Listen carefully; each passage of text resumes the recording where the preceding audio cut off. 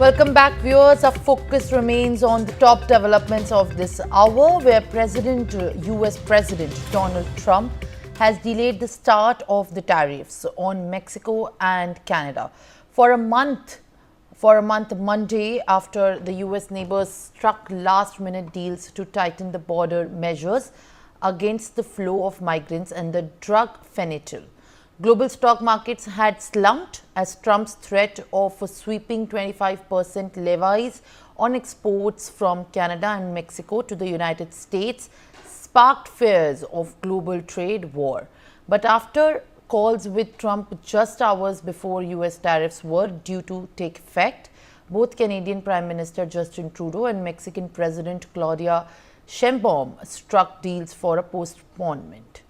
Trump has said that after very friendly talks with Sheinbaum, he had immediately paused the tariffs on Mexico and that his counterpart had agreed to send 10,000 troops to the US-Mexico frontier.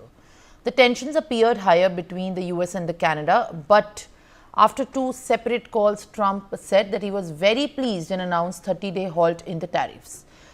And he said that Canada has agreed to ensure that we have a secure northern border and to finally end the deadly scourge of drugs like fentanyl that have been pouring into the country.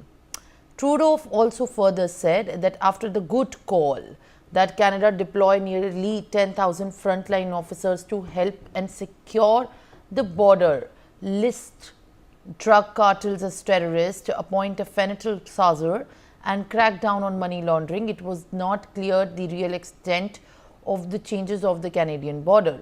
Given that just this December, authorities said that they already had 8,500 personnel deployed. Meanwhile, China remains in the firing line for Trump tariffs. It faces a further 10% duty on top of existing levies. All right, my colleague Aditya Vadhavan is there with me on the broadcast on the same.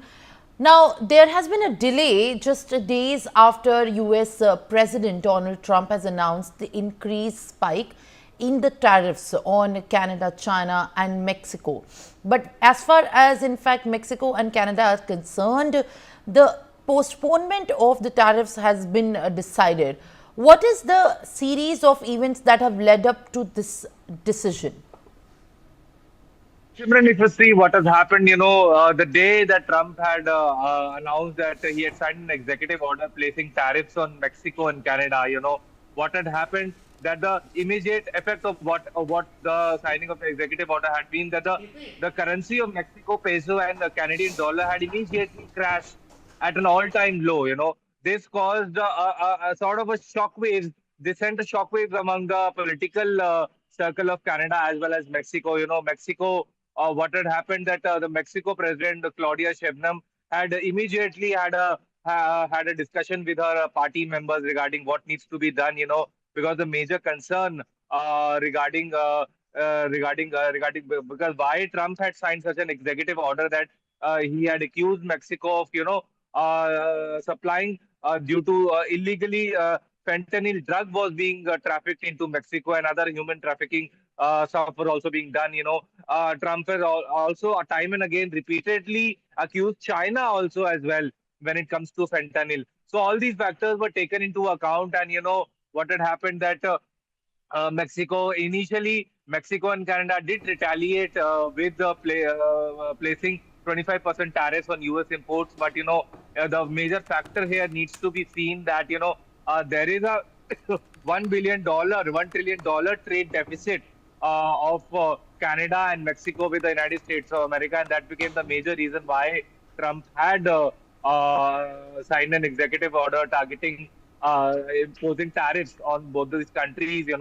As far as China is concerned, this tariffs would have are further increased because there is already during the last Trump administration also there was a visible trade war with China, America and China. So all these factors are need to be kept in the loop before analyzing the things. And so suddenly what had happened after a telephonic conversation with Trump, Mexican president had managed to get the postponing of the tariffs.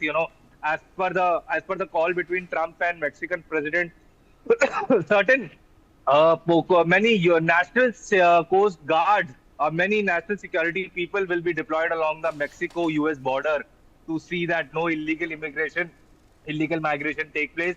And the immediate resultant of what what this meeting saw is that the Mexico had seized a substantial amount of fentanyl when the United States of America imposed tariffs on Mexico. So all this needs to be seen in a particular perspective and needs to be tracked.